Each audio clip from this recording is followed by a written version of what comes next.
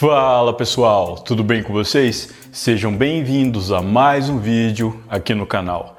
E no vídeo de hoje eu vou falar sobre Joanna Dennehy, a mulher que aterrorizou a Inglaterra. E pessoal, no decorrer do vídeo, se vocês verem eu suando, não liga não, tá? Eu não tô doente. É que aqui tá muito calor. Apesar da chuva que tá caindo, não melhorou nada.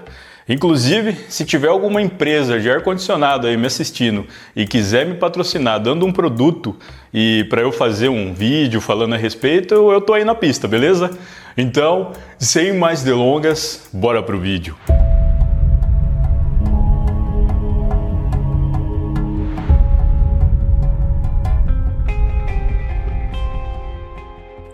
Joanna Dennehy nasceu em 29 de agosto de 1982 e cresceu na pequena cidade de St. Albans, no sul da Inglaterra.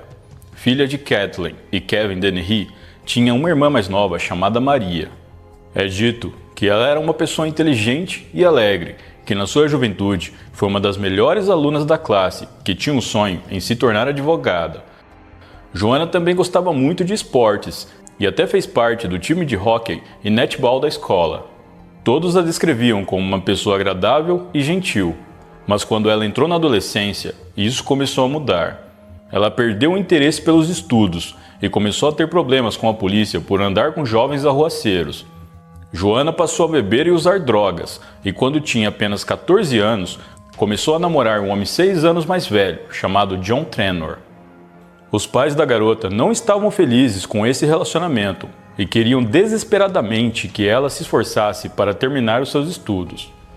Mas Joanna tinha outros planos e decidiu fugir com o namorado. Sem ter para onde ir, o casal morou 2 semanas no terreno baldio, não muito longe da casa da família de Joanna. Quando seus pais souberam, eles a levaram de volta para casa, mas não demorou muito para que ela fugisse novamente. Desta vez, o casal se estabeleceu a alguns quilômetros de distância, numa cidade chamada Luton, e depois eles se mudaram para uma cidade chamada Milton Keynes. Vivendo de bicos e se mudando com frequência, o casal teve 2 filhos antes de Joanna completar 18 anos. Ela ainda mantinha contato com seus pais, mas a relação com eles não era mais a mesma. Após o nascimento do seu primeiro filho, Joanna disse a seus pais que se eles quisessem ver o neto, teriam que pagar algo em torno de $1.000. Obviamente, eles acharam isso um absurdo, o que causou um afastamento ainda maior, até que cortaram completamente a relação. O relacionamento de Joanna e John sempre foi conturbado. Ela traiu o namorado frequentemente. Muitas vezes se prostituía para comprar drogas, algo que John desaprovava. E às vezes ela saía de casa por vários dias, deixando as crianças com ele. Depois voltava pedindo perdão como se nada tivesse acontecido.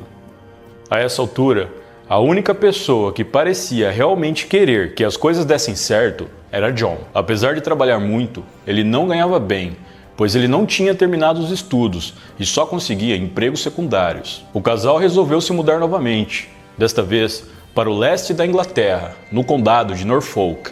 A ideia seria começar de novo e tentar constituir uma família da melhor maneira possível. No entanto, as coisas só pioraram. Joanna começou a trabalhar em algumas fazendas locais e às vezes o pagamento era tão baixo que ela mal conseguia ajudar nas despesas. Deprimida, ela começou a se machucar, cortando os braços, corpo e pescoço com uma lâmina de barbear e fez uma tatuagem de uma estrela embaixo do olho direito. Não demorou muito para o comportamento de Joanna se tornar cada vez mais explosivo.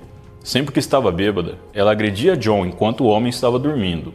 Com o tempo, John ficava com medo e acreditava que era apenas uma questão de tempo antes que ela fizesse o pior com ele, principalmente depois que Joanna começou a andar com um punhal. Após tantas desavenças e agressões por parte de Joanna, o casal se separou no início de 2009 e John levou seus filhos com ele. Depois da separação, a vida de Joanna continuou em declínio. Ela chegou a ser detida algumas vezes pela polícia por baderna, bebedeira e por ameaçar pessoas com uma faca, mas sempre era liberada no dia seguinte. Em 2010, começou a se prostituir para manter o seu vício e em 2012, ficou presa por 4 meses acusada de roubo. Enquanto esteve na prisão, ela foi avaliada por um psiquiatra forense e foi diagnosticada com distúrbios psíquicos, com uma condição em que ela gostava da excitação por meio de atos que envolvem a dor, humilhação ou submissão extrema. No mesmo ano, ela foi enviada para fazer um tratamento de dependência química e foi diagnosticada como sendo portadora de transtorno de personalidade antissocial e transtorno obsessivo compulsivo. Um dos médicos avaliou que Joanna apresentava traços psicopáticos, incluindo raiva excessiva, impulsividade e violência. O médico então prescreveu um medicamento para ajudar a regular o seu humor. Além de tudo isso, Joanna ainda era mentirosa compulsiva e até disse que assassinou os próprios pais, devido aos abusos que sofreu na infância. Ela foi levada para a prisão novamente por causa disso, mas liberada alguns meses depois, quando descobriram que tudo não passava de uma mentira. Os seus pais estavam vivos e bem, e nunca houve qualquer investigação sobre os supostos abusos. Na prisão, ela foi avaliada novamente por um psicólogo que afirmou que Joanna não tinha noção do quão bizarro era o seu comportamento, já que a linha entre a realidade e a fantasia havia se confundido completamente em sua mente. E mesmo assim, ela foi solta. No final de 2013, Joanna conheceu um homem chamado Kevin Lee, um incorporador imobiliário casado, de 48 anos, na cidade de Peterborough. Kevin alugava quartos para pessoas vulneráveis ou necessitados por um valor baixíssimo, e foi assim que eles se conheceram. Pouco tempo depois, eles começaram a se relacionar. Kevin disse que Joanna poderia morar em um dos seus quartos de graça, desde que ela o ajudasse a cobrar os inquilinos que estavam lhe devendo. Pela primeira vez em muito tempo, a vida de Joanna parecia mais estável. Ela tinha uma espécie de emprego e um lugar para morar. Com os seus problemas praticamente estabilizados, ela resolveu parar de tomar os medicamentos. Em 30 de março de 2013, Kevin Lee desapareceu. A sua esposa entrou em contato com a polícia, dizendo que ele havia saído de casa no dia 29 de março para se encontrar com sua sócia, Joanna, e não foi mais visto. No mesmo dia, o corpo de Kevin foi encontrado numa vala, em Newborough. Ele estava com um vestido preto de lantejoulas e foi colocado na posição de 4. Seu carro foi encontrado queimado no dia seguinte, próximo a uma fazenda na vila rural de Yaxley. A polícia foi até a casa onde a sócia do homem estava hospedada e encontrou um colchão manchado de sangue no jardim. O sangue, entretanto, não era compatível com o de Kevin. Um tapete com sangue também foi encontrado na porta de entrada e Joanna não estava no local. Enquanto a polícia investigava mais, eles receberam relatos de que um dos inquilinos de Kevin também estava desaparecido, um homem chamado John Chapman. Em seguida, 2 corpos foram encontrados em outra vala, na vila rural de Thornley. Os corpos pertenciam a John Chapman e outro homem, um polonês chamado Lukas Slabowski. Ambos foram esfaqueados e mortos aparentemente antes do desaparecimento de Kevin Lee. Posteriormente, os investigadores descobriram que Lucas foi morto no dia 19 de março. Segundo testemunhas, ele conheceu Joanna semanas antes de sua morte em um bar, e a mulher passou a tirar dinheiro dele, fazendo-o acreditar que os dois eram namorados. Sem motivo aparente, ela o atraiu com mensagens maliciosas e o esfaqueou diversas vezes em seu coração. Incapaz de se livrar do corpo sozinha, Joanna pediu ajuda a um amigo chamado Gary Richards, conhecido como Stretch. Stretch chegou à casa de Joanna com um outro homem, chamado Leslie Layton, e os dois moveram o corpo de Lucas para uma lixeira. Uma menina de 14 anos que passava pelo local viu o que eles estavam fazendo e mais tarde disse à polícia que Joanna a chamou para mostrar o corpo e se gabou do que fez para ela.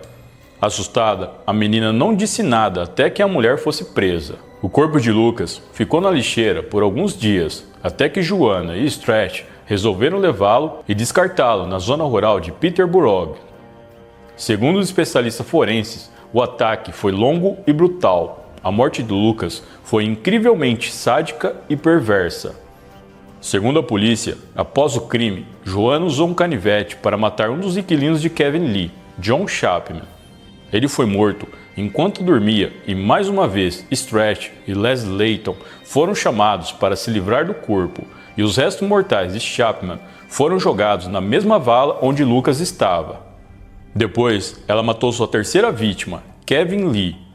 Segundo consta nos autos do processo, Joanna teria ligado novamente para Stretch e cantou o trecho de uma música da Britney Spears, Oops, I Did It Again, que significa Ops, eu fiz de novo, em alusão ao crime que havia acabado de cometer.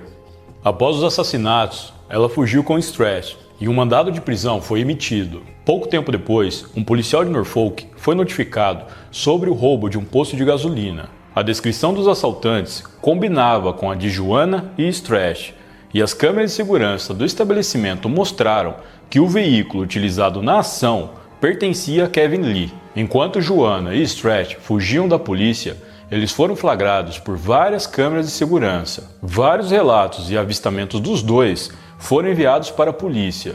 Stretch era uma pessoa fácil de ser detectada, pois tinha 2,10 metros de altura, e Joanna se comportava como estivesse numa grande aventura. Eles não pareciam estar preocupados em serem vistos, e até pararam algumas vezes em bares durante a fuga para tomar algumas bebidas. No meio do caminho, eles fizeram vários roubos e até roubaram uma câmera para registrar a aventura. Para quem não sabia o que estava acontecendo, os dois pareciam ser um casal em uma divertida viagem pelo país. Eles chegaram à pequena cidade de Kington, com apenas 3.000 habitantes, onde se encontraram com um outro amigo de Stretch, um ladrão condenado chamado Mark Lloyd. O casal pediu ajuda do homem para vender os itens que roubaram durante a fuga. O homem se recusou e, sem cerimônia, Joanna disse que eles estavam fugindo após cometerem 3 homicídios e que não se importaria de cometer mais um. Balançando uma grande faca na mão, Joanna disse a Mark que ele iria com eles para a cidade de Hereford. O comportamento da mulher se tornava cada vez mais perigoso conforme ela consumia mais bebida alcoólica, se tornando imperativa e agressiva. Os 3 pararam em uma loja de cigarro e Joanna começou a ficar agitada. Minutos depois de sair da loja, ela pediu para Stretch que encontrasse uma vítima para ela, porque precisava extravasar. Stretch então apontou para o primeiro homem que viu e perguntou: "Ele serve?" Esse homem era o bombeiro aposentado Robin Bereza, de 63 anos, que estava a apenas 100 metros de sua casa, passeando com um cachorro, quando foi atacado por Joanna pelas costas. Ela o esfaqueou profundamente e quando o homem caiu, ela saiu irritada, dizendo que ele era um fracote. Eram quase 3 da tarde, bem à luz do dia. Joanna caminhou calmamente de volta para o carro, antes de declarar que queria encontrar outra vítima. Mais uma vez, Stretch sugeriu um senhor que passeava com um cachorro do outro lado da rua. Este homem era John Rogers, de 56 anos, e mais uma vez, Joanna atacou por trás e o esfaqueou inúmeras vezes nas costas. Quando John caiu no chão, Joanna o virou e disse: "Olha só, você está sangrando. Que pena, mas eu vou ter que continuar." Ela sentou-se em cima dele e começou a esfaqueá-lo no peito. No total, John sofreu quase 30 perfurações nas costas, tórax e abdômen. Em seguida, ela pegou o cachorro do homem, voltou para o carro e os 3 saíram do local tranquilamente. Pouco tempo depois, o carro deles foi localizado estacionado em frente a uma galeria de lojas, não muito longe dos ataques, e a polícia os interceptou. No momento da prisão, Joanna estava calma e não ofereceu resistência aos policiais. Quando foi levada para a delegacia, a mulher parecia feliz e ria sem parar. Inclusive, chegou a convidar um dos policiais para levá-la para um canto e mostrar para ele o que poderia fazer com sua boca. Quando o homem a repreendeu, ela começou a xingá-lo por ele ter a pele morena. Ao ser conduzida para sua cela, Joanna começou a cantar e a dançar a música do filme Dançando na Chuva, balançando de um lado para o outro. Os pais da mulher foram notificados de sua prisão, e aquela foi a primeira vez que souberam de seu paradeiro em quase 10 anos. Inacreditavelmente, Robin Bereza e John Rogers sobreviveram aos ataques frenéticos e foram capazes de descrever sua agressora para a polícia. Mark Lloyd, que estava com a dupla contra sua vontade, disse à polícia que Joanna queria matar 9 homens e só descansaria quando conseguisse. O propósito da mulher ao esfaquear aqueles homens era por puro prazer. Segundo ela mesma afirmou, estava entediada e queria se divertir um pouco. Mais tarde, ela contaria a um psiquiatra que depois do primeiro homicídio gostou da sensação, dizendo que é muito melhor que um orgasmo e não queria mais parar. Como vimos, ela não demonstrava nenhum remorso ou arrependimento pelo que fez, e em 8 de maio de 2013, Joanna Dennehy foi acusado por todos os assassinatos e pela tentativa de assassinato de Robin e John. Segundo a análise forense, Joanna utilizou a mesma faca em todas as 5 vítimas. Enquanto estava sob prisão preventiva antes do julgamento, os funcionários da prisão encontraram um plano de fuga, onde Joanna pretendia matar um dos guardas, cortar um de seus dedos e usá-lo para enganar o sistema biométrico da prisão. Após o plano ter sido descoberto, ela foi colocada na solitária por causa disso. No dia 21 de novembro de 2013, Joanna assinou sua confissão em todas as acusações. Mark Lloyd testemunhou contra ela, sustentando que foi sequestrado, e como resultado, ele não foi acusado de nenhum crime. Em 10 de fevereiro de 2014, Gary Richards, ou Stretch, foi considerado culpado de tentativa de homicídio, conspiração e ocultação de cadáver. Ele foi condenado à prisão perpétua, podendo solicitar liberdade condicional após 19 anos. Les Layton foi considerado cúmplice no crime de ocultação de cadáver e condenado a 14 anos de prisão. Ele solicitou liberdade condicional 3 anos depois e hoje está em prisão domiciliar. Em 28 de fevereiro de 2014, Joanna foi condenada à prisão perpétua, sem direito à liberdade condicional. Atualmente, no Reino Unido, ela é a única presidiária que não pode pedir uma revisão de sua pena. Joanna Dennehy não tinha nenhum motivo para realizar os seus crimes, além do desejo de infligir dor e tirar a vida de outra pessoa. Seus ataques foram inteiramente aleatórios e ela não tinha nenhum perfil de vítima, a não ser masculino. Ela foge completamente do padrão de um serial killer, que geralmente segue um modus operandi, e talvez esse fator a torne ainda mais assustadora.